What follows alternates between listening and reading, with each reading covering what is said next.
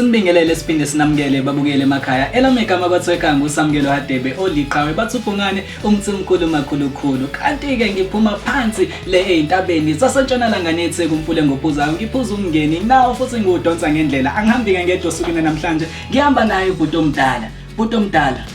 Aw Hadebe khamba kahle baba. Hayi no kuyancengeka. Hayi uJackson Hlongwane lo siphethe The Voice sithi sizozama ukutakula intsha sikwazi ukuthi sizama ukuthi sibone ukuthi sisiza ngakuphi lesimebhekene naso. Ngiyabona ukuthi impela kushubile kubi mawukuthi uyaqala ukulivula lolu hlelo lalela kusazoba mnandi ngalendlela emangalisayo ukhumbule ukuthi siyacathulisana kuphi na kuphi nentsho ngasithola nalapha enkundleni zokuxhumana ungakhohle ukuthi silandele bese utshele nabanye ukuthi basi tune in ukuze bazokwazi ukuthi balandelele basizakale kuphi na kuphi kule nkinga ababhekene nayo. Kodwa ke sobuya na kanjani ebreaking asithi ugunyamanzi. Asinibingelele siphinde sinamukele makuthi nisanda kulivula nje uhlelo lwethu olumnani ngalendlela emangalisayo ihloko sale sithi nje The Voice usahle namfo kaBhungane umthimkhulu makhulukhulu bathi uSamukelo wakade Sibongo kanti makuthi usana ngena silandele lapha enkundleni zokuxhumana zihlezi zikhona ekona vele ungezusalela ngaphandle angihambike ngedwa ngihamba naye umfo kaXolani Hlongwane Imloyo Bhungane ubathu Jackson Hlongwane baphinde bathi Xolani bathi Xolane bathi Xolani kube kuXolani ita sibingelele ke siphethe uhlelo lethu kolushasha esilibiza nge The Voice ungadideka kuyona The Voice le yomculo The Voice yokuthuthukisa intsha la suke sikhuluma khona ne awusuka madoda ngiyabona ukuthi khona nje isihambeli sethu esikhona la naso engicabanga ukuthi sifola ngaphansi kweyouth intokazi emhlophe hayi uyona ezochaza kahle ukuthi ubani. Sanibona nonke igama lami nguSiphelele Michelle Zondi and I am a 21-year-old black, and I say that with pride, black female. I am actually from Pietermaritzburg, so nje product la. Product local high school to you, Alex.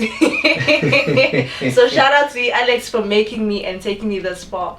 I am what I call myself a mother of 3 kids. I am a mother of 3 kids. Angisho lezi gaqayo ke. Angisho lezo. No. Kodwa zo3. Zo3 ngani zami. I am the mother of Dynasty Food Courts. I am the mother of Zanini Suppliers. Phine futhi ngibe uMaga Mestro Events. These are all my 3 babies which I did not produce out of no reason or just randomly think about it and I woke up with yazin ngenza lokhu namhlanje. It wasn't like that. It took quite some time for me to even have the courage to even have one child. You know. The first child I'll talk about is called Dynasty Food Court. This first child was an idea since 2015 and it only came to life in 2018. So to show ukuthi into not unembeza per se, but we get so scared to express it. It took me so much time just to execute an idea and to bring it to life.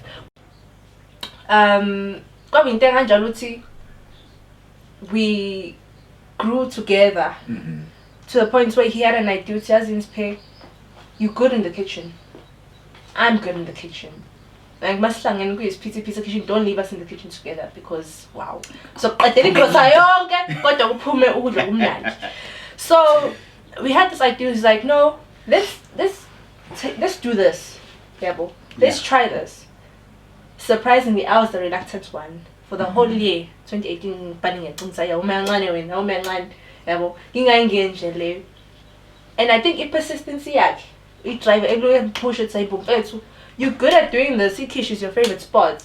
What's stopping you? Let's go for it. 2018 November, if I'm not mistaken, Dynasty Food Courts came to life. Producing yeah. So kahle before ngiphula ulimo sibuya lapha kule yanto ekutheni esike sayiveza ekutheni abantu ngibona associate nabi bona abantu othola ukuthi at times ibona bazokwazi ukuthi bakutshengise ukuthi uhlobo njani lo muntu, which is a good idea ukuthi you must always associate yourself with abantu right. So ukuba kwangesiyena umuntu bekade efuna ukukutshengisa ukuthi nayi potential engiyibona kuwena kwangeke kuze kube lula ukuthi ubone ufinyelele la usukhona manje. Surprisingly le ngane ezintathu. I wouldn't have had the other 2 babies if it wasn't for just this one. No, So Dynasty Food Court came to life in 2018 Selokazalo, I think we've done 2 events already from the Sunset Fest, which is also an event run by an old boy from high school, Sasfuna like Alex. So this is just like an Alex project. It's an Alex project. So we've attended 2 events. We deal mainly with fast food. So basically we're in the lines of about McDonald's and what, and we're pushing and praying in the next coming years we actually have it as a franchise. You know, we want to fully establish it here in Pietermaritzburg. Even in Daoyayo, so if you want the Dynasty Food Court, you go to the specific place.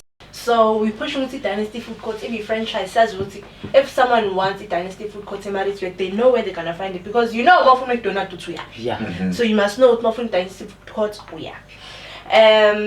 On to my second baby. My second baby is called Uzanini Suppliers. It's a private company.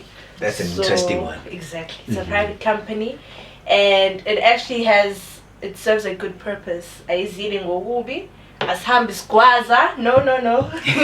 We apply and bid like normal people. So Amatenda kahle kahle. yes, Awusuka madoda. Amatenda. Because you must always have a backup on backup. Yeah. Okay? So in case the first one doesn't pull through as what you want, Wazi you know ukuthi ukuthi ngeke uze uwebho phansi ukhona nalomunye Exactly. ozobe backup uthi at least egcineni ulala udlile futhi. That's the idea of business. So Uzanini Suppliers ke yona yonomlando omude. Oza nayo sathanda uyilandela. Uzanini Suppliers, or Uzanini, the word Zanini abbreviation Yeah. for Untomzanini. Untomzanini is my late grandmother. So Tina sakhuliswa uyena ke. Our parents were in our lives, sahlala nabo abazali bethu ne, but sasazi ukuthi weekends, school holidays, we at grandma's place. Yes. Siyabona isarwa sethu. So I think we grew up in that time where we were spoiled and privileged at grandma's place. Yeah. Everyone was working, so food was always on the table. There was never a day where we woke up with no breakfast, no lunch, no supper. We had all 3 meals, phinde futhi sibe snack. As mawufuna ama-apple ugibela isihlahla engadini ukhi apple awunankinga nje. So when my mother and her siblings explained the story of how my grandma was such a provider, Yeah. that's where the parts suppliers comes in. So when umama esihlalisa phansi isichazele uthi ugogo bebephila kabuhlungu kanjani ukuthi inkukhu or i-rice babeyithola ngoChristmas kuphela. Right. So imagine i-rice into esingicikayo mina manje angisalifuni.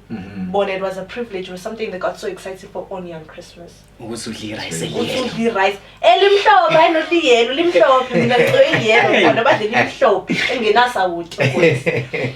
Inkukhu yayicoshwe egcekeni ke idlele ngoChristmas badle no jam. Ujam into engivuka ngayo ukuthi host bona bayidla ngoChristmas kuphela yabo.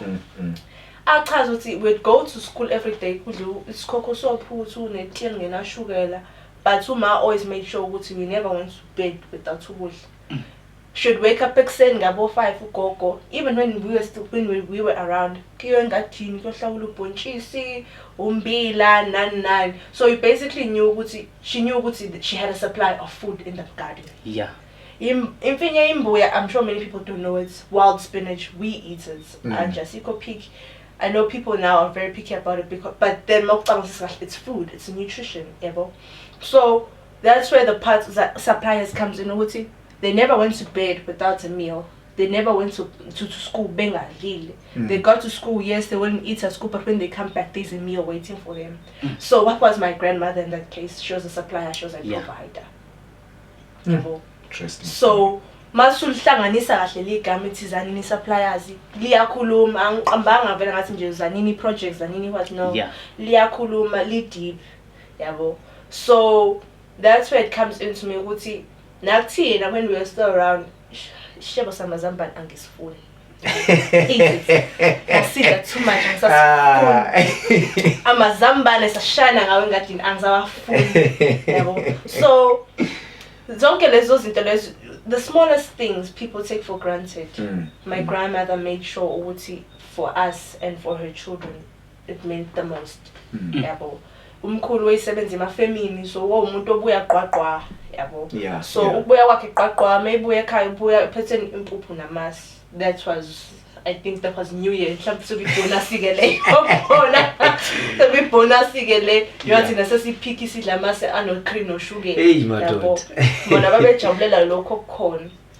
So kwakuyinto kanjalo ukuthi this is where the name Uzanini Supplies comes from, and that's, I must say, is the most deepest project to my heart. That's the project now so kungaba konke nginakho but leyo mayimile nje yona ebambe kakhulu enhlizweni yami, and I think yona eyilokhunjani priority kuwonke umuntu ekhaya, because makhona into engifuna ukuyenza ngiyazi ukuthi ngicaphuna khona kuZanini. Ama-events nama-fast food, not everyone's going to do that all the time, but I know uZanini mangiyisubmithile leyo form kwi-bidding form ngayithola leyo project leyo izongalisa ngisuthe izongenzisa ukuthi yabo. Yeah, so that one. So kahle uZanini uyena engathi ukhulise ekubeni ekutheni ube yilento kazoyiyona manje ngoba le history uyena oyichaza manje as umuntu wesimame omusha ichaza wona ekutheni ukubukela kwakho ilokuza isimo indlela kade siyisona then as opposed to manje. So lo nto ikufundisile ekutheni ukwazi ukuthi kuyana yonke into okwazi ukuthi uhlanganise kuyona njengoba uyichaza nje manje ukuthi usuka njengoba besuke bechaza bethi uma ufuna ukwazi ukuthi uyakuphi kumele wazi uqhamuka kuphi. So ikusizile ekutheni uthole ilokuza iground lokuthi ukwazi ukuthi uqale ama companies akho, even noma kuyichaza manje ukuthi as owamathathu ekuyona insika kuone wonke ile kuyona neUZanini. Hayi no kuyazwakala. Interesting interesting. And then my final baby, and not my last ever, it's called the Maestro Events Management. Maestro Events Management is a project. Funny enough, this actually came to me in the middle of the night. You know, in the middle of the night, Tina ke singani zasema university nganza plate. Sithola lo 20 gig kwasebusuku. Siyalipupudla kuqamba manga. Siyalipupudla. So it came to me in the middle of the night, randomly. I just decided, let me just search Maestro. Just search that old white man who stands in front of a choir. Okay, the Philharmonic Orchestra choir, yeah, like he's at NEC finally. So I heard, finally. So, ngathi ngifuna umsearch lo muntu ngimbona ukuthi ubani. Yabo senza sibe proud ngangaka ukuthi sibe mnyama yabo ukuthi into abelungeni usayiconquerish yabo. So mangiyifica ke lento hayi into ayenzayo lo muntu just ukutshela lo cula dlala lokhiye lo wena hlanganisa lokho ngene ngesikhathi sikanje kanje nami ngihlulwa yini yabo. I've got tons of experience. I've associated myself with abantu who actually encouraged me and pushed me in finding my passion for ikish. Okay, I mean, I'm afraid no lies. I love the kitchen. I'd say I'm not even no master. I wear ikish. Ikish lizwa ngam, angizwa ngalo. Istof ma 66 ngiyasehlisa ngithi ngihlala la wena sizwa ngami yabo. So no anyani simanguqoba ngitshede ngikhalisa ngeke ngikhalisa yabo. So associating myself with labo bantu labo abangivula amehlo ukuthi you can ikish ngachaza ngithini ikish guys. I think it's a norm for every girl to mawukhula kuthiwa khulele kitchen. Exactly, yeah. Umuntu azapheke angathandi. It's manje igame lami namhlanje agcina icala, but with me I'm not that type of person, yabo. I'm the type of person. Just to khulisa ugogo. Exactly. You don't even have to tell me to go to the kitchen and cook. I'll wake up in the morning or fica nje sekukhona inyama esikhishiwe ngizopheka. Ibhodwe ngiqala ngo2 ngize ngiphethele ngabo6. Basazojabula abanye abantu. Yabo. Ngabo6. Yabo. Nje I take my time in the kitchen. Ungabe nje kahle.